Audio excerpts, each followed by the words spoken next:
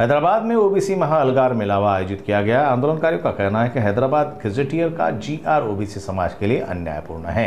आरक्षण समाप्त होने के कारण समाज के युवाओं में आत्महत्या जैसी घटनाएं बढ़ रही हैं।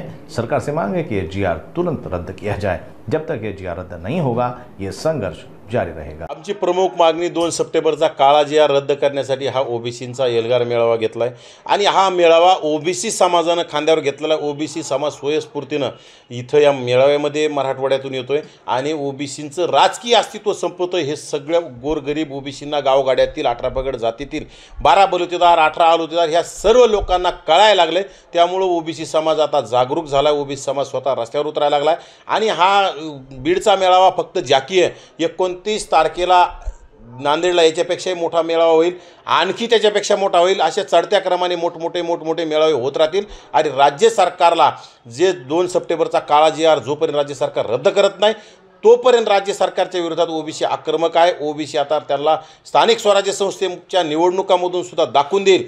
जर यांनी जीआर रद्द नाही केला तर स्थानिक स्वराज्य संस्थेच्या निवडणुकांमध्ये ज्याप्रमाणे मुख्यमंत्री म्हणतात ओबीसीला आरक्षणाला आम्ही धक्का न लागता मराठ्यांना आरक्षण दिले, त्याप्रमाणे ओबीसी समाजाने सुद्धा ठरवलंय आमच्या विरोधातला जीआर रद्द नाही केला तर आम्ही सुद्धा भाजप असेल, भाजपच्या महायुती असेल, महायुतीच्या पक्षाच्या चिन्हाला धक्का न लागता मतदान करण्याचं ओबीसीनं ठरवलेलं आहे।